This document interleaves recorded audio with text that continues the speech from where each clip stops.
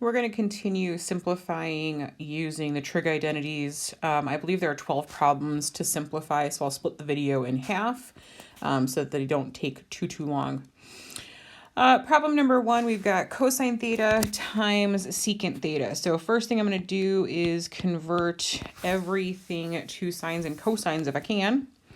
Secant of theta is the reciprocal to cosine. Yes, it is. Whoops, except I'm going to spell it wrong. Cosine theta. So cosine theta and cosine theta will cancel out. That simplifies to just 1. Not everything works that way, but this particular problem did.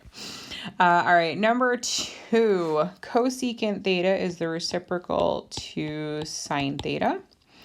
Tangent theta is sine theta over cosine theta. Simplify or reduce what you can. The signs will cancel. You're left with 1 over cosine theta, which can be rewritten as secant theta as a single trig value or trig ratio. Number 3.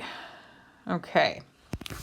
So number 3's got some interesting stuff going on here in terms of we've got 2 ratios that are squared being subtracted.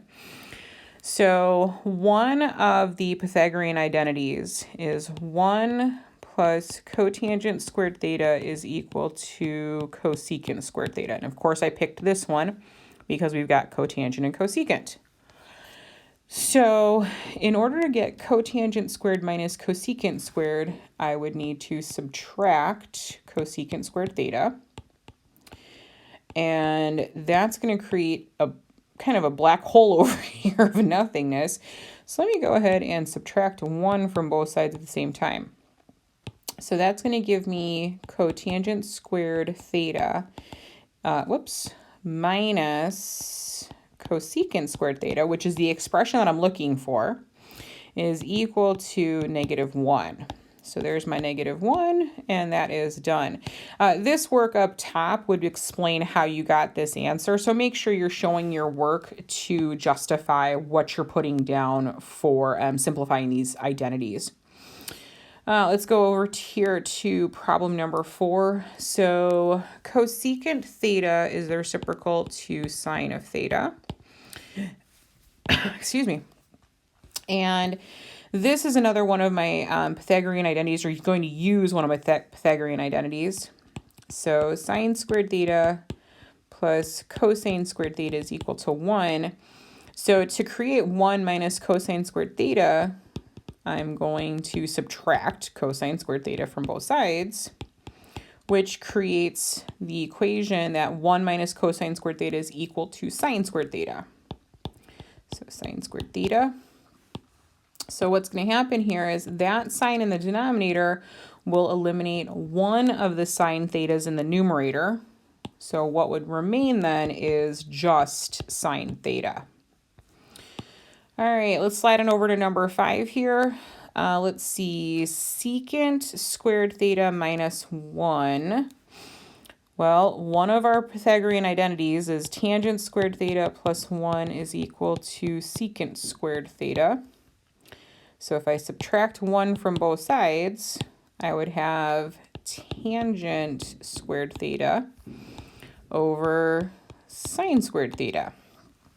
So let's see if I can deal with this. So tangent squared theta is really sine squared theta over cosine squared theta. And this is all over sine squared theta. Not a huge fan of the complex fraction, but I can get rid of it by multiplying by 1 over sine squared theta. That will eliminate this denominator right here. But if I do something to the denominator, I got to do the same something to the numerator, right? Keep the expression in balance.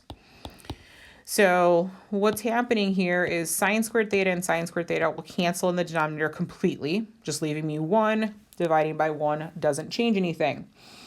In the numerators, I've got sine squared theta that can divide out the sine squared theta. So what's really left here is 1 over cosine squared theta, which is really secant squared theta. All right. Last one for this video is going to be problem number 6. Oofed. I'm actually going to break this down. Well, I'll deal with it in pieces. So secant squared theta is 1 over cosine theta. Now, what I'm going to do is instead of writing sine theta over tangent theta, I'm going to write this as sine theta divided by tangent theta. There's a method to the madness. So sine theta divided by, and tangent of theta is really sine theta over, cosine theta. So let's turn this into multiplication. So that's going to be sine theta times the reciprocal, which is cosine over sine theta. So what's going to happen here?